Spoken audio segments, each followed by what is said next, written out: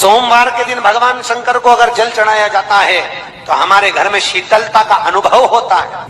चंपा भी भगवान शंकर को चढ़ती है, पूरे साल नहीं चढ़ती, केवल भादों के महीने में चढ़ती। जो व्यक्ति बहुत ज्यादा गरीब हो, बहुत कंगाल हो, लक्ष्मी नहीं आ रही हो, बहुत तकलीफ में हो, कर्जा बहुत ज्यादा हो, उसको कुछ नहीं करना। सोमवार की सोमवार शाम के समय बेलपत्री के पेड़ के नीचे थोड़ी सी शक्कर या गुड़ डालकर एक दिया रखकर घी की बत्ती लगाकर जलाकर जाओ, अपने आप कर्जा चूकना चालू हो जाए। श्रावण के महीने में केवल शंकर जी की आराधना होती है और भादों के महीने में शंकर भगवान, पार्वती मैया, गणेश जी, सदानंद कार्तिकेय जी, अशोक सुंदरी, भगवान शंकर की पांचों बेटियां जया, विषहरा, श्यामली बारी, दौतली, देव, ये सब प्रसंग रोज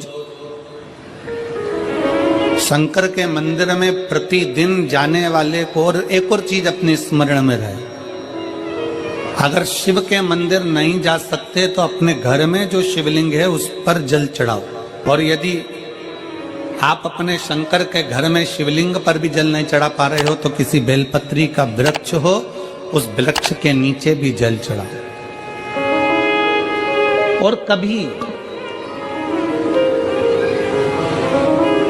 कभी मौका मिल जाए, कभी भगवान शंकर की बड़ी करुणा हो जाए, भगवान शंकर की बड़ी उदारता हो जाए, भगवान शंकर की बड़ी कृपा हो जाए, बड़ी कृपा हो जाए, भगवान शंकर जिस दिन तुम्हारे ऊपर बहुत बड़ी कृपा कर दे, किसी सोमवार को 3 नियम बना लो।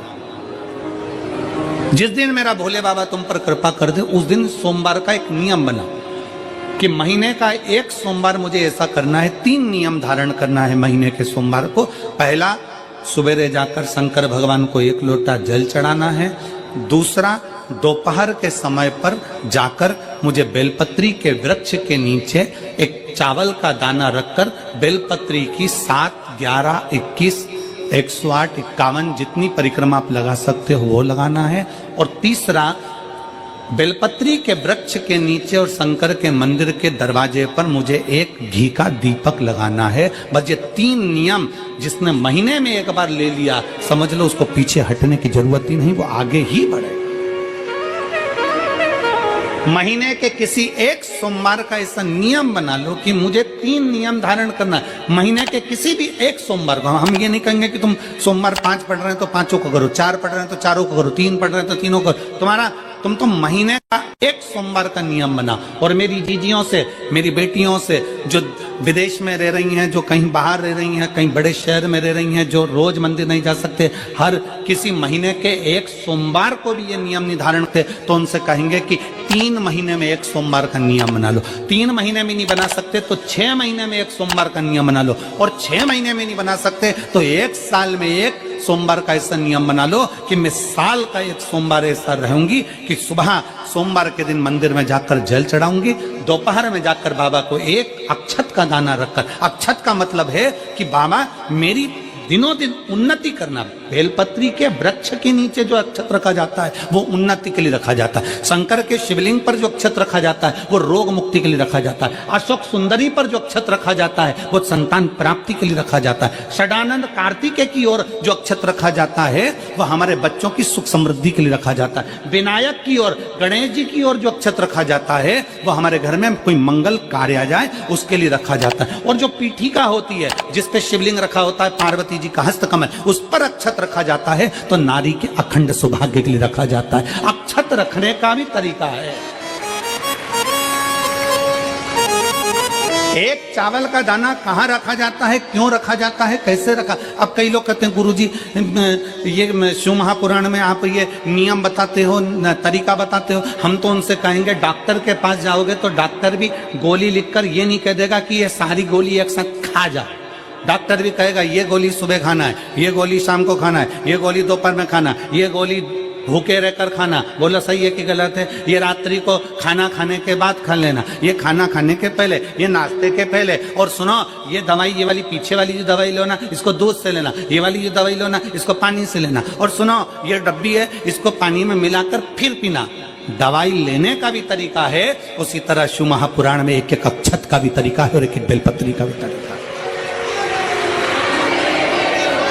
अब मान लो कई लोग कहते हैं गुरुजी आप ये तरीका बताते हो शिव पुराण के माध्यम से कई लोगों के मन में संशय जागता है। तो अगर हम एक साथ चावल चढ़ा दे तो उसका क्या तरीका है? तो हमारा निवेदन है डॉक्टर जो दवाई ले एक ही बार में निपटा जाए, एक ही बार में खा ले। दवाई एक बार में पूरी खा गए असर नहीं करेगी, इसमें डॉक्टर का कोई दोष नहीं है। उसने तो बताया था ऐसे लेना ऐसे लेना, और तुमने मैं डॉक्टर साहब ने पूछा दवाई पूरी ली, शाम की दवाई भूल गई थी, सवेरे की दवाई भूल गई थी, ये दवाई भूल गई थी। डॉक्टर कहेगा हमने तो नियम बताया था, तुमने नहीं खाई तो असर कहां से करेगी?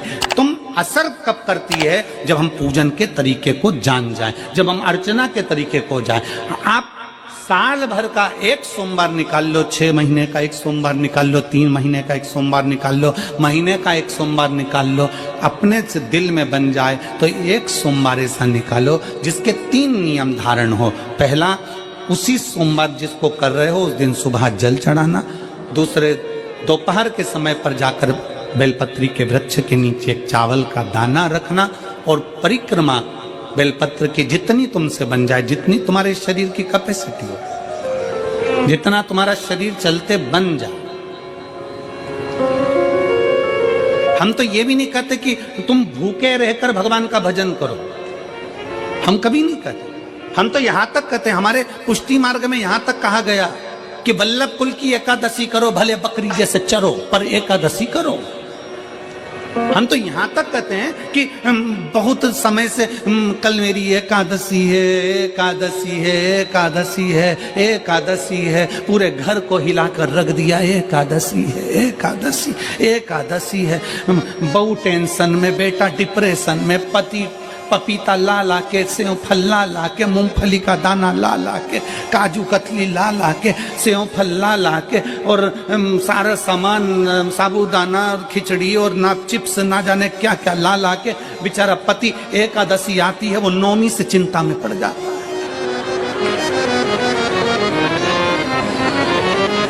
हम तो ये भी नहीं कहते कि तुम व्रत बहुत भारी करो, तुम व्रत उपास भी बहुत टेंशन वाला करो, ना ना ना।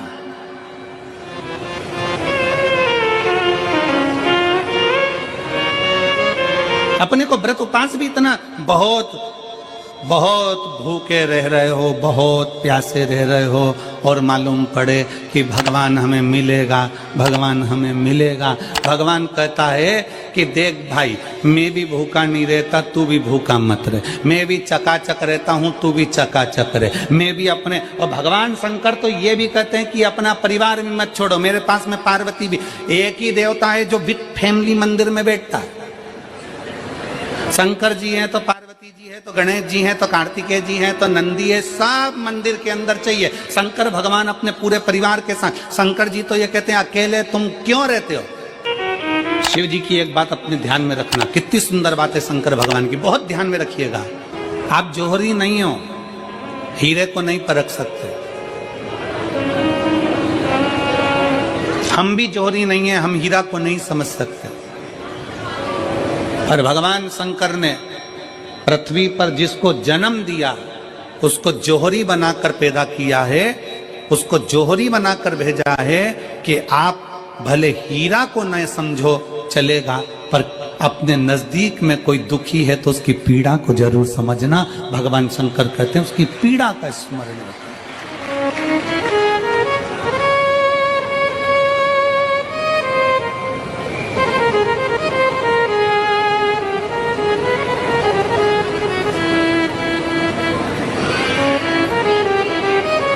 हीरा को समझो ना समझो, पर पीड़ा को जरूर समझिए। किसी के दर्द को जरूर समझिए, किसी के दुख को जरूर समझिए, किसी की तकलीफों को जरूर समझिए। पशुपतिनाथ का व्रत करते हो आप, 16 सोमवार का व्रत करते हो आप, संकट सोमवार का व्रत करते हो आप, शिवरात्रि का व्रत करते हो, सोमवार की अष्टमी का व्रत करते हो। उन व्रतों में सारे व्रत करो, मना नहीं है, पर उस व्रत में अपना पूर्ण समर्पण परमात्मा के प्रति रखो। केवल खाना छोड़ा है, अन्न छोड़ा है, भोजन छोड़ा है, और दिन में सुबह से लेकर शाम तक 2-3 बार तुमने कुछ ना कुछ पाया है, वो व्रत हो सकता है आपकी दृष्टि में, पर हमारी दृष्टि में व्रत कौन सा है? शिव महापुराण की कथा कहती है कि सुबेरे आपका व्रत चालू हुआ, दूसरे दिन ब्रह्म मुहूर्त तक जो आपका व्रत आपने रखा है, भगवान का जो व्रत कर रहे हो, उस व्रत में एक बात अपने अंदर उतार कर रखो कि इस दिन मैं अपने मोबाइल का त्याग करती हूँ, पूरे दिन मैं मैसेज नहीं पढ़ूंगी, मैं देखूंगी नहीं, मैं अपशब्द नहीं कहूंगी, मैं जानूंगी नहीं। दूसरा, आज के दिन मेरा व्रत है, आज 1 महीने में, 15 दिन में, 2 दिन में, 20 दिन में मैंने अगर किसी से भी अपशब्द कहा होगा, आड़ा टेढ़ा कहा होगा, तो सबसे पहले आज व्रत वाले दिन मैं उसको सॉरी कहूंगी, क्षमा मांगूंगी और अपने हृदय से लगाने का प्रयास करूंगी। व्रत है। व्रत का तीसरा अंश, आज मेरा व्रत है, मैं आज के दिन किसी को भी अपशब्द नहीं बोलूंगी, किसी के लिए आड़ा टेढ़ा नहीं बोलूंगा। आज जितना बन सकेगा मैं सात्विक जीवन जीऊंगा। चौथा, आज मेरा व्रत है, आज के दिन मैं झूठ नहीं बोलूंगी, ना झूठ बोलूंगा सुबह से लेकर शाम तक। और 5वां, आज व्रत वाला दिन है, जितना फलार मैं करूंगी उसका पैसा जोड़ूंगी कि 15 रुपए का मैंने साबुदाना खाया, 10 रुपए का बटाटा खाया, ये खाया, वो खाया, सारा हिसाब लगाकर 55, 60, 70 रुपए जितने होते हैं उसमें से एक अंश निकालकर मैं उसका एक भाग किसी गौशाला में जाकर गाय को चारा जरूर दूंगी। आपका व्रत, आपकी साधना, आपका तप, आपका बल, आप कैसा कर रहे हैं? केवल भूखे रहने पर भगवत पद की प्राप्ति नहीं होती। शिव महापुराण की कथा कहती है कि भूखे रहने से भगवान की प्राप्ति नहीं होती। शिव पुराण की कथा कहती है भगवान को पाने की भूख बढ़ाने से भगवान की प्राप्ति होती है। भीतर से परमात्मा को पाने की भूख बढ़ाइए, भगवान को पाने की भूख बढ़ाओ भीतर से।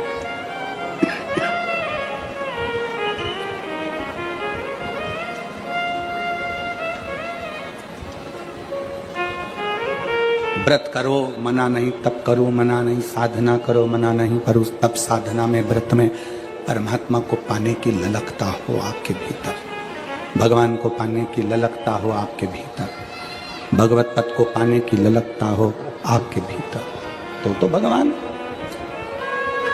महापुराण की कथा एक बड़ी सुंदर बात कहती है, व्रत आप करते हो,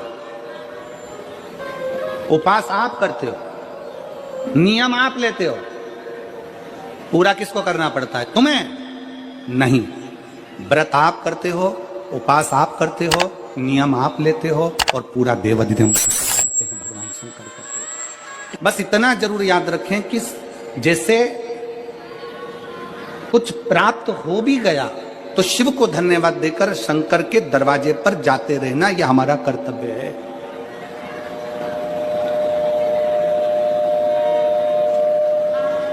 एक बहन जी ने पत्र लिखा था कल,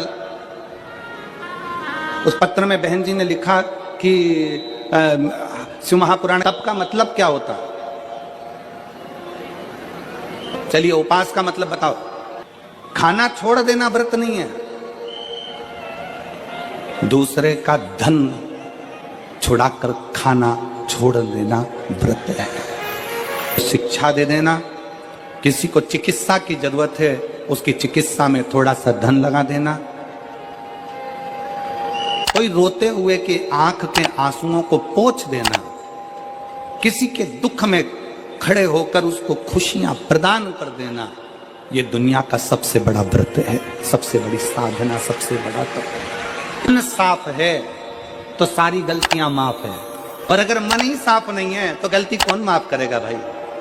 हम भी तो अपनी जिंदगी में एक नियम बना सकते हैं कि मैं श्री शिवाय नमस्तुभ्यम का जाप करूंगी, मेरी कॉलोनी में कोई शंकर जी का मंदिर है, हम 5-10 महिलाएं प्रत्येक सोमवार को 10 मिनट बैठेंगी, शाम के समय प्रदोष काल में 6 बजे 6:30 बजे बैठेंगे, 6:45 बजे 15 मिनट बाद उठ जाएंगे, श्री शिवाय नमस्तुभ्यम का जाप करेंगे, शंकर जी को भोग लगाएंगे।